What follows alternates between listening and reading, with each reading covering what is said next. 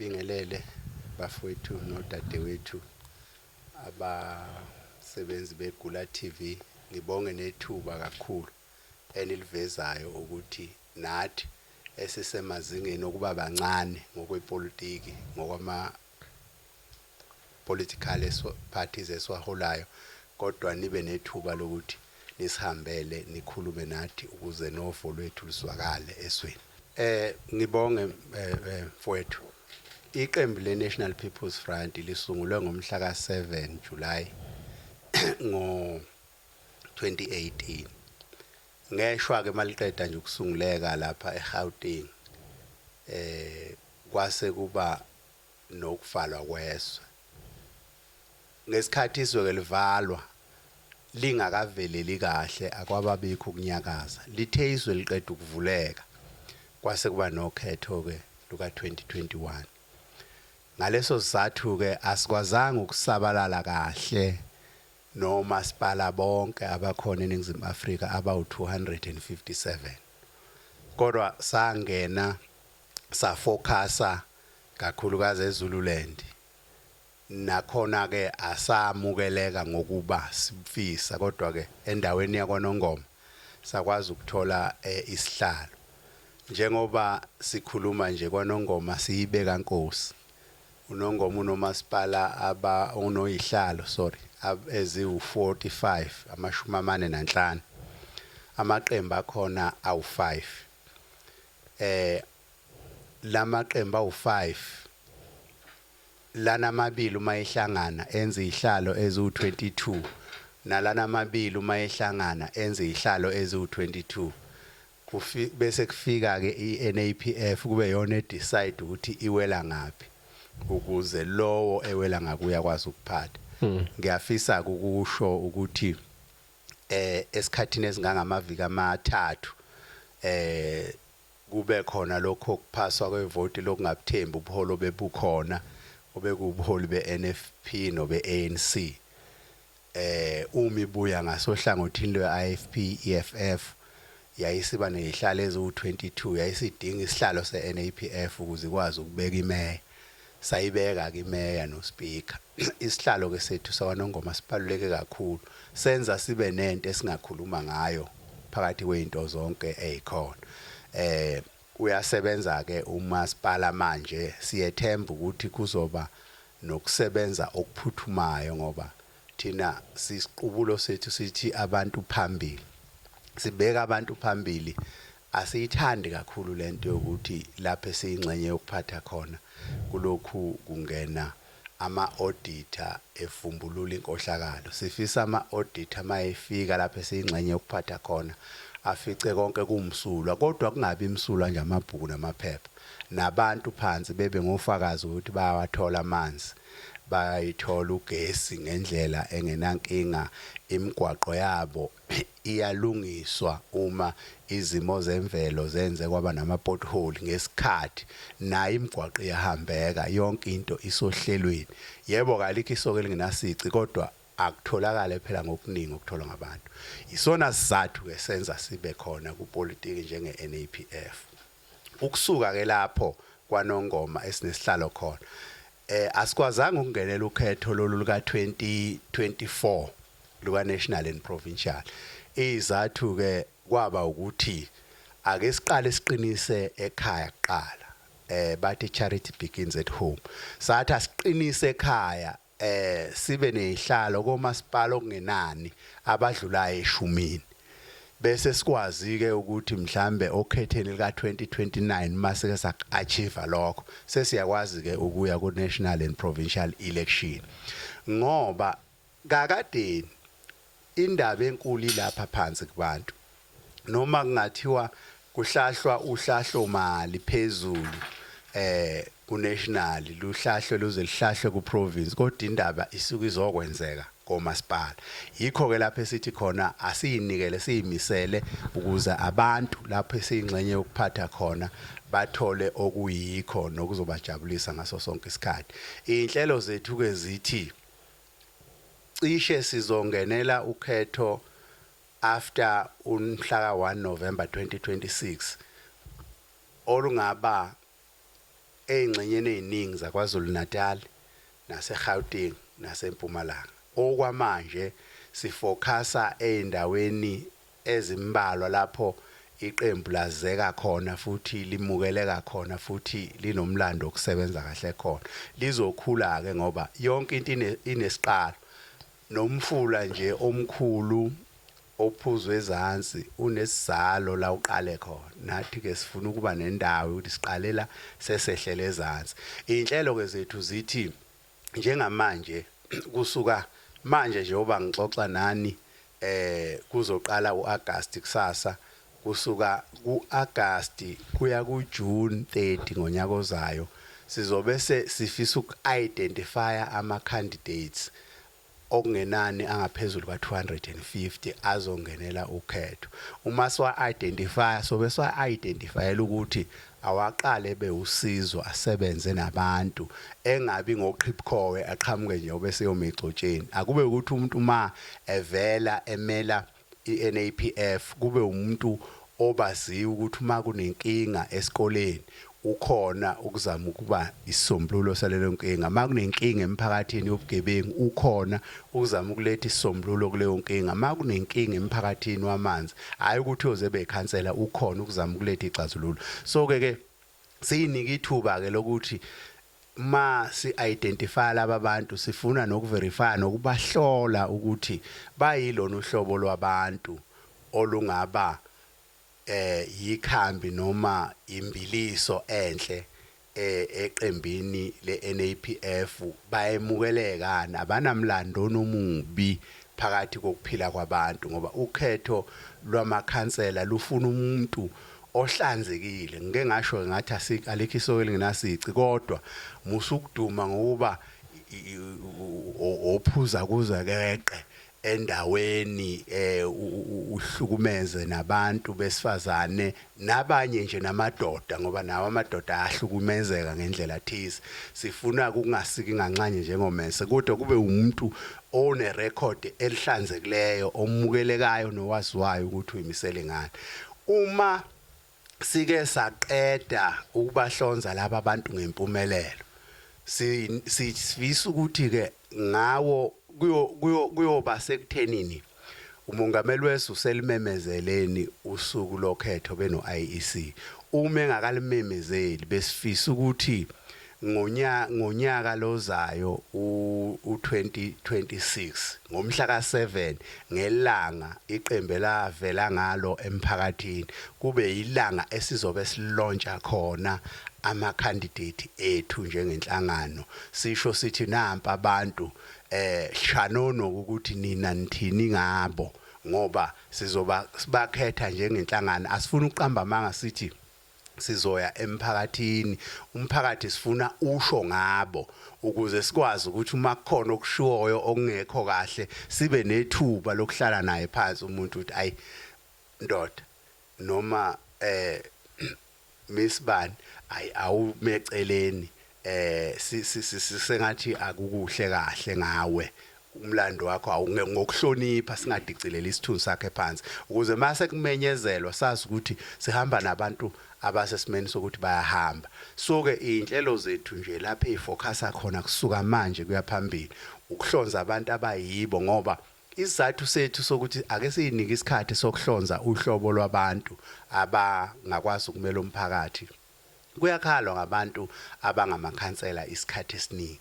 Kuvama ukuthiwa sebekhethiwe ukuthi bazomela abantu abanye bagcinakala ngaleso sikhathi endaweni.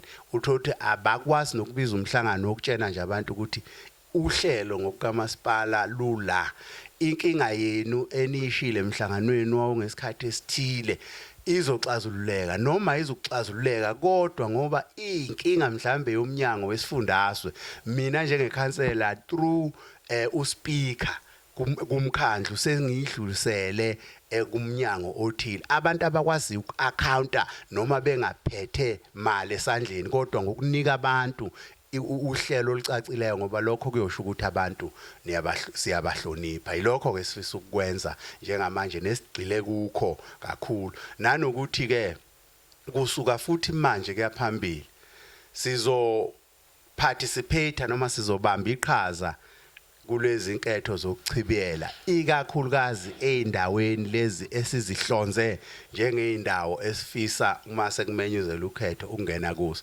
Into ke yenza ukuthi singabi baningi okhethweni lokuchibiyela ukuthi ukhetho lokuchibiyela, to be honest, alukho fair uma uyiqembu noma uwumbutho ongange NAPF, ngoba laba asebebakhulu besa nayo yonke inhlobo yosizo ngalelo langa kunokhetho abangalwenzi ngesikhathi esisuke esifanele nje bezokhohlisa abantu bezobagcina ngalelo langa. Manje ke abantu ngoba vele baswele umsebenzi futhi balambe ngisho eziswini, uyakwazi umuntu ukuvota votele. Angikusho kabi lokhu, ngiyaxolisa esizweni, kodwa iqiniso bayalazi ukuthi kukhona abantu abayingcenye ukuthi umuntu avotela i-airtime ukuthi uthengele i-airtime, avotela ukuthi uthenga amadatha, ikakhulukazi uma kuwukhetho lolu lokuchibiyela, ngoba la maqembu asuke izikhondla anezinto achopha ngaza abantu. Ngamanye amazwi inkundla ayihlelembekile kahle okhethweni, kanti ziye zibe khona nanensolo ezithi bayababhasa nabantu besuka kwezinye indawo beya kwezinye. Yingakho nje uthola ukuthi iqembu X elalwinile ngokhetho laluvulekile uthola ukuthi liwine ngamaphesenti aless, mase liyiwin balation liwina ngamaphesenti more, kube ngathi liimprovile kanti belenza lezi zinto engizibalayo. Yikho ke singathi asiqini kakhulu ngoba suke sibuka ukuthi kodwa nje sizoya siyele nje ukuthi likhona igama ukuze labo bantu abathembekile nabanesizathu sokuvota, abafuna ukuvotela ushintsho ngempela, nabakholelwayo ukuthi bengalahleki. Isiqubulo sethu sikholelwa ukuthi thina asibe negalelo lokwenza thina noma ngabe kasiphethe. Yes. Uma kubiza ukuthi abantu bafuna amanzi endaweni ethile, ngizokwenza isibonelo. Lento ungayichecka ngoba umuntu weindaba. Kunendawo lapha kwaNongoma kwa Ward 4, mawusidlula nje siphambanweni ungena ngesokunxele. Umalikelana nje izulu lapha akuhambeki nje, imoto ayingeni kuleyamisa. Ukhansela wethu kwaNongoma through iqembu sikwazile ukuthi sibuyise inkwali, sifake igravel ehambekayo. Umphakathi walapho uyakwazi lokho ungakufakaza. Kunenye indawo abantu bakhona abebengenamanzi at all. Sikwazile ukuhlanganisa sithenga amathanga amabili angama 5000 liters sibafakele labo bantu, ngoba thina sishowisha ukuthi sifuna ukuba uhulumeni. Ngakho ke uma benenkinga abantu kunokuthatha imali uspende enkantolo, why don't you provide i-solution kulaba bantu? Ngoba enkantolo kukuvukuza nje nokubanga umsindo ukuthi uyabavukuza, kodwa akumletheli isixazululo loyamuntu onenkinga. Yes, akukubi khona, kodwa kitho kuyi-priority ukuthi singenzani ukuze kube nesixazululo kulezo zimo.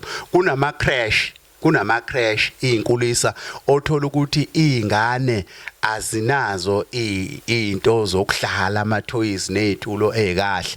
Siyakuthenga sikuhambise lapho sibemukelise abantu sebeze basicela egcine. Uyabona kuyisinto ukuthi inkunzi inyakaziswa ngamaduna ukuze yenze umsebenzi. Thina sikholelwa lokho ukuthi uma ngizokwenza into ekufanele ngabe uyayenza wena, ngiyakuphoxa.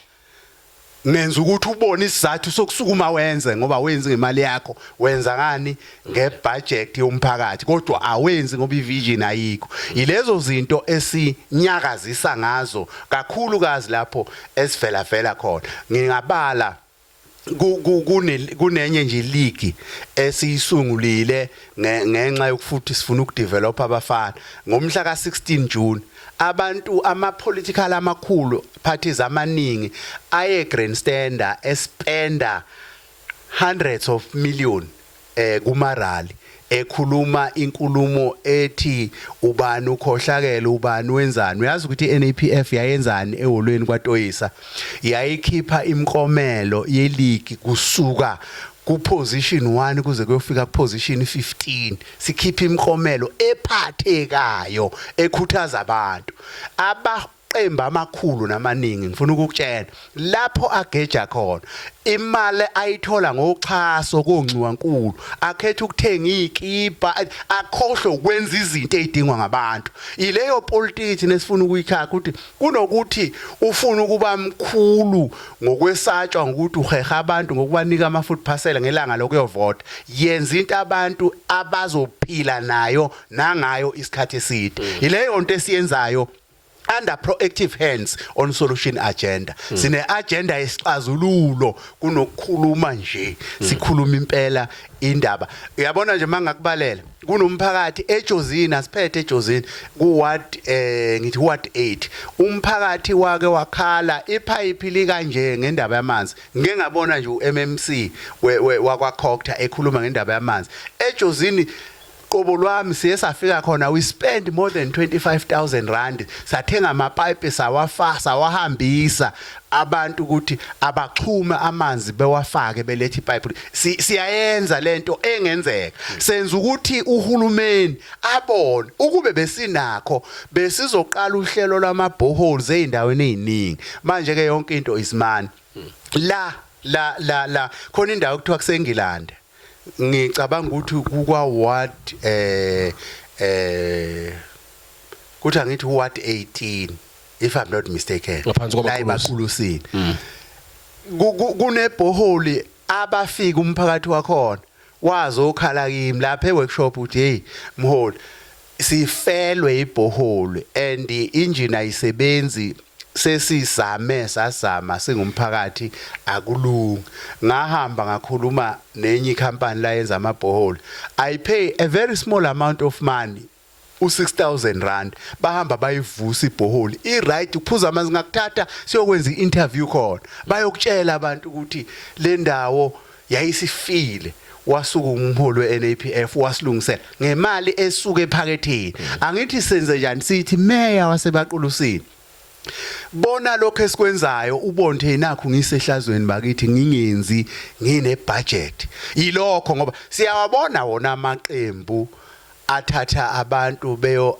enkantolo sikubuka njengokuthi ku right kodwa akuyilethi impendulo kumuntu osuke nenkingi akuyilethi ngaphandle kokukhandela nje wena izinamba ukuthi hayi you make a good noise yabo we don't want to go to the good noise ufuna ukwenza into sengigcina ngivama ama-highlight kunesikole esike saduma kakhulu kwa Ward 7 kwaNongoma okwakukhulunywa ngaso nalapha emsakazweni emkhulu engeke ngiyimention la abantu ababefuna bomphakathi befuna ama-class leso sikole sivuke i-Department of Education ingasifuni isivala baze bagcina bezenzela iNAPF kuphela eyahamba yayonikela ngama bag of amasimend awu2 40 bag of cement abayi2 akhiwa ama class lapha kapa siyenza thina kunokuthi si grandstand ngokukhuluma yikho ke singadumi mhlawumbe ukusebenza nani kakhulu siziveze lezi zinto sithule nobufakazi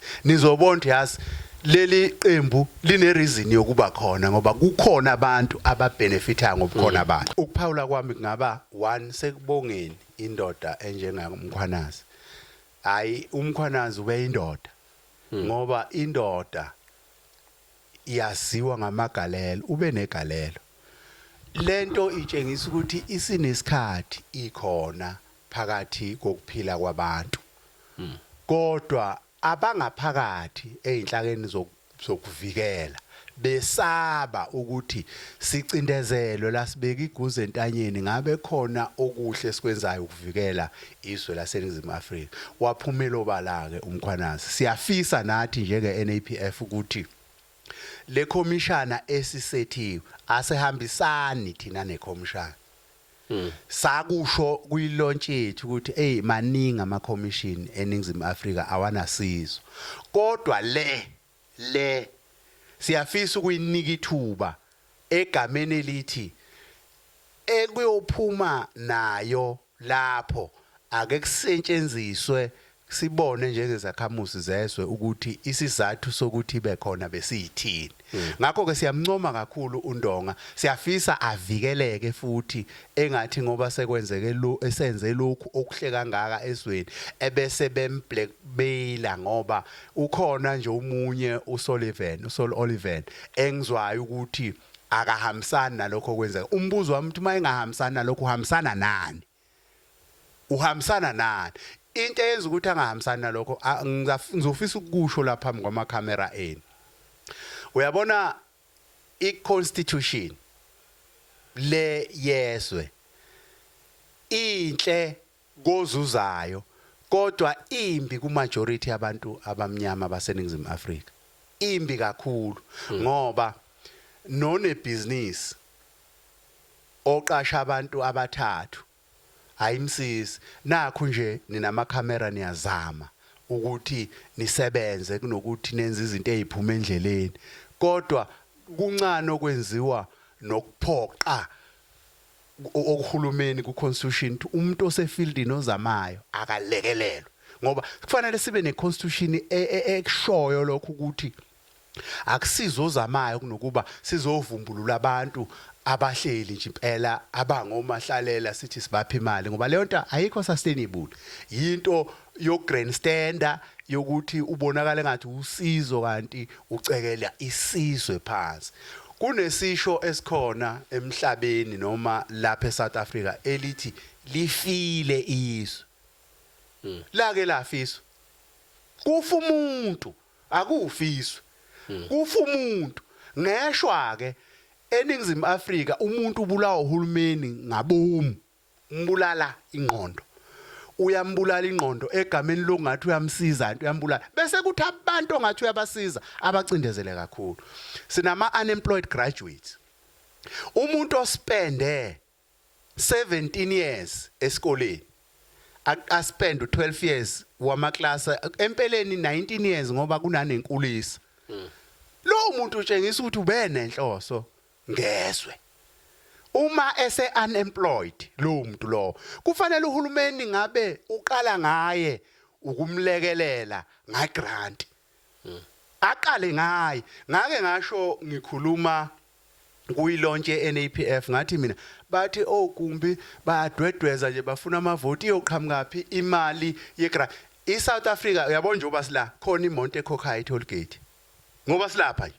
khona imonto ekhokhayo khona ekhokhayo leyo mali ngoba vele imigwaqo asinayo izifi yasibulala ngangcono thi ke ingcenye ipercentage ethile kulezo mali eziqoqwa kuma toll gates emgwaqeni ziyabasiza ama unemployed graduate kunabantu okufanele ngabe bayahola igrant uhulumeni kubunosizo ngobani labo bantu thina njenge NAPF siyakholwa ukuthi amatshitshi intombi eziphethe kahle izingane kufanele abe ziyalekelelwa zimotivate ukuze ziphathe kahle ngoba le mali eholelwa abantu asebethole abantwana okuthiwa ngeyeqolo to be honest yenza umuntu oyigcinile abone isizathu sokuyigcina singekho ngoba imali uyayidinga iqiniso lelo ngeke liphikwe umuntu lelo kanti uhulumeni ukube uthi ngane zami senwele soneni abafana banilahlile philani la kodwa nini enisayigcinile ibambeni lapho nakhe sinimotivate ngakho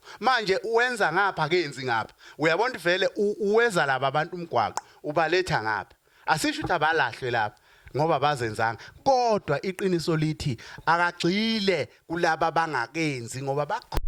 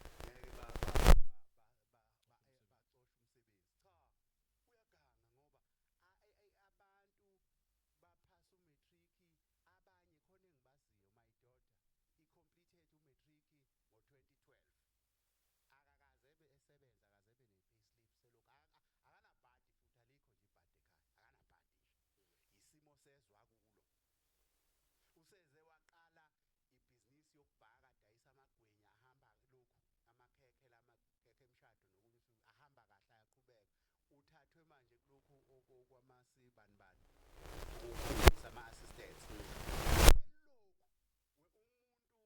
ndodakazi wami ngo-1995 waqeda isikole umatric ngo-2012 waqeda i-university after 5 years akakaze awubone umsebenzi uyabona manje uzowurisha u-36 years engakaze asebenze usuthi wena kangasebenzi nalo lonke uhlelo right-ke akasebenzanga useyiqalile ukuyisebenza awunalo uhlelo lokumsiza ngoba sithi thina i-constitution ayibe nokuphoqa uhulumeni ukuthi asize abantu abasukumileyo abayisebenzayo imphoqe umuntu makuthiwa nangu sesefieldini khona kwenzayo uhulumeni akabe nokwenzayo ukumsiza kwakwenzayo ukuze abantu bekhuthazeke ukusukuma bonke i-NAPF ikholelwa kulezo ngxenye zokuphathwa nokuphila kwezwe nabantu ngibonga kakhulu bahleli nabaphathi be-Vela TV ngokusinika leli thuba ngiyafisa futhi ukuthi nisinikeze more amathuba njengala ukuze uvo lwethu luswakale ngoba ingxenye yalo bathi mabeyithola